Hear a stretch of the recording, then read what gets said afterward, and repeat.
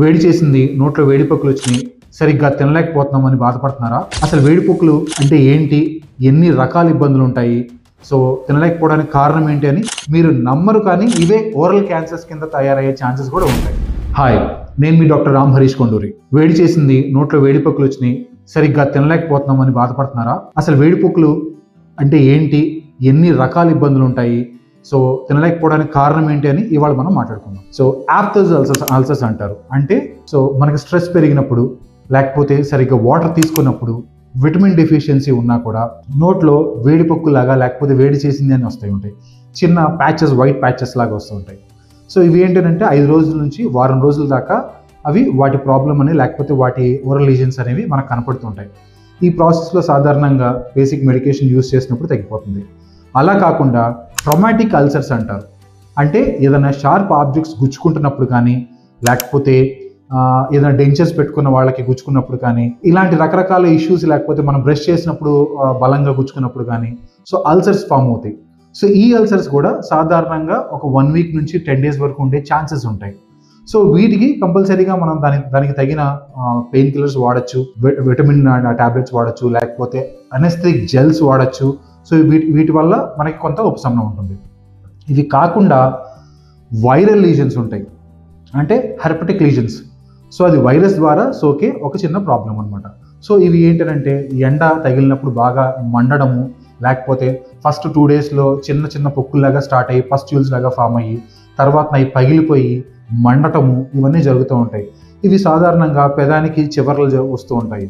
So ఇవి కూడా బాగా ఇబ్బంది పడుతూ ఉంటే దానికి డాక్టర్ గారు మీరు వచ్చి మందులు తీసుకుంటే దానికి సంబంధించిన యాంటీవైరల్ డోస్ ఇస్తూ ఉంటారు, సరిపోతుంది. ఇవి కాకుండా ఫంగల్ ఇన్ఫెక్షన్స్ ఉంటాయి, క్యాండిడియాసిస్ అని, లేకపోతే ఇతర ఫంగల్ ఇన్ఫెక్షన్స్ ఉంటాయి.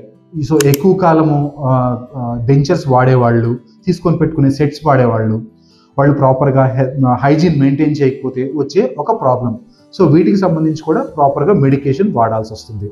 ఇవన్నీ కాకుండా తరచుగా నోరు మంట పుడుతుంది, తినేటప్పుడు కారం కానీ, మసాలా కానీ, ఉప్పు కానీ తినలేకపోతున్నాం అని చెప్తారు. ఇవి యూజువల్గా దేనికి జరుగుతాయి, ఓరల్ సబ్మ్యూకస్ ఫైబ్రోసిస్ అనే ఒక కండిషన్ ఉంటుంది. సో దీనిలో ఏమవుతుంది, ఎక్కువ కాలం గుట్కా తిన్నా, పాన్ తిన్నా, లేకపోతే తాగుడు అలవాటు ఉన్నా, మందు తాగే అలవాటు ఉన్నా, సో ఈ రీజన్స్ వల్ల వారి నోట్లో ఉండే కొలాజన్ టిష్యూ అనేది, ఆ ఎలాస్టిక్ టిష్యూ అనేది చాలా ఫైబ్రస్ టిష్యూగా మారిపోయి, సో నోరు పూర్తిగా తెరవనీయకుండా, లేకపోతే ఇనీషియల్ స్టేజెస్లో బాగా నోరు మంట, కనీసం నోరు గట్టిగా కొంచెమన్నా ఒక 2 వేళ్ళు వెళ్ళే స్పేస్ కూడా తెరవడానికి వీలు కాకుండా ఉంటుంది. సో దాన్ని ఓరల్ సబ్మ్యూకస్ ఫైబ్రోసిస్ అని అంటాం. సో ఇది కూడా ప్రాపర్గా ట్రీట్మెంట్ చేస్తే సో మంచి చేంజెస్ వచ్చే ఛాన్సెస్ ఉన్నాయి. సో ఎందుకు అని అంటే నోరు సరిగ్గా తెరవలేకపోతే ఒకటి బ్రషింగ్ సరిగ్గా చేసుకోలేము, ట్రీట్మెంట్లు ఏమన్నా చేయాలన్నా చేయలేము, మంటగా ఉంటే బేసిక్ ఫుడ్ మనం తీసుకోకపోవడం వల్ల విటమిన్ డెఫిషియన్సీ అనేది అక్కడే స్టార్ట్ అవుతుంది. సో ఇది ఒక రీజన్స్. సో ఇవి కాకుండా ఇంకో ప్రాబ్లమ్స్ ఏంటి అని అంటే ల్యూకోప్లేకియా. సో ల్యూకోప్లేకియా కూడా ఒక రకమైన ఆటో ఇమ్యూన్ డిసీజ్. సో ఇది కూడా తెల్లటి చారల్లాగా ఒక రెటిక్యులేట్ ప్యాటర్న్లో కనిపిస్తుంది. సో దీని లక్షణాలు కూడా మంటగా ఉండడము, లేకపోతే ఏమైనా తినేటప్పుడు తినలేకపోవడము, సో ఇవన్నీ జరుగుతూ ఉంటాయి. వీటన్నిటికి కూడా మనం మెడిసిన్స్ ద్వారానే తగ్గించవచ్చు. ఇంకొకటి ప్రాబ్లం ఏంటంటే లైకెన్ ప్లానస్ అని అంటారు. ఇది కూడా ఒక రకమైన ఆటో ఇమ్యూన్ డిసీజ్. చూడడానికి తెల్లటి మచ్చల్లాగా, లేకపోతే ఒక లైట్ గ్రే కలర్ మచ్చల్లా కనిపిస్తూ ఉంటుంది. దీని లక్షణం కూడా పేషెంట్ ఫస్ట్ చెప్పినప్పుడు నోరు మంట పడుతుంది, తినలేకపోతున్నామని చెప్తారు. సో దీనికి కూడా మనము స్టెరాయిడ్స్ ట్రీట్మెంట్ చేయొచ్చు, అట్లానే ఆయింట్మెంట్స్ ఉంటాయి, అనెస్థెటిక్ జెల్స్ ఉంటాయి, యాంటీ ఆక్సిడెంట్స్ ఉంటాయి. సో ఇట్లా రకరకాల ఆప్షన్స్ ఉంటాయి మనం వాటిని ట్రీట్మెంట్ చేయడానికి. దాని ద్వారా ఈ ప్రాబ్లమ్స్ అనేవి మనం తగ్గించవచ్చు. ఇవన్నీ కాకుండా ఇంకొక ప్రాబ్లం ఉంటుంది, స్మోకర్స్ ప్యాలెట్ అని. ఎవరైతే స్మోకింగ్ బాగా ఎక్కువ చేస్తారో, ఆరెల్స్ నిప్పు వెనక్కి పెట్టుకొని తాగుతారో, ఇది చాలా ప్రమాదకరమైన పరిస్థితి.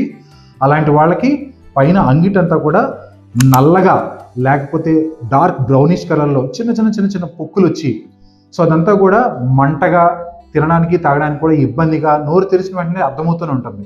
సో ఇలాంటి వాళ్ళు స్మోకర్స్ ప్యాలెట్ ఉంటే కనుక ఖచ్చితంగా దాన్ని నిప్పు వెనక్కి పెట్టి తాగే అలవాటు మానేయాలి. స్మోకింగ్ కూడా ఎంత తొందరగా వీలైతే అంత తొందరగా మానేయడం అనేది చాలా అవసరం.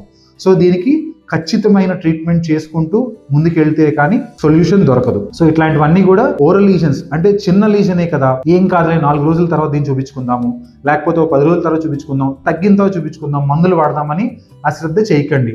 మీ నోట్లో వచ్చిన ఓరల్ లీజన్స్ ఏ రకమైనవి, ప్రాబ్లం ఏంటి అన్నది డెంటిస్ట్ మాత్రమే చూసి వెంటనే చెప్పగలరు. కాబట్టి కొన్ని లీజన్స్ ఉంటాయి కంటిన్యూస్గా పొడుచుకొని, లేకపోతే మీరు అది ఏ వేడి చేయడం వల్ల వస్తుందని అనుకుంటారు. అనుకుందాం కొంతసేపు పన్ను పుచ్చిపోయింది, చిన్న ముక్క విరిగింది, ఆ ముక్క నాలుగు కంటిన్యూస్గా గుచ్చుకుంటుంది. ఇలా గుచ్చుకునేటప్పుడు ఏమనుకుంటారు, గుచ్చుకోవడం వల్ల వచ్చిందని అనుకోరు. ఓవర్ పీరియడ్ ఆఫ్ టైం ఏమవుతుందనంటే తినేటప్పుడు నవ్విలేటప్పుడు నొప్పి వస్తుంది, లేకపోతే వేడి చేసి మా నాలుక మంట పడుతుందని అనుకుంటారు.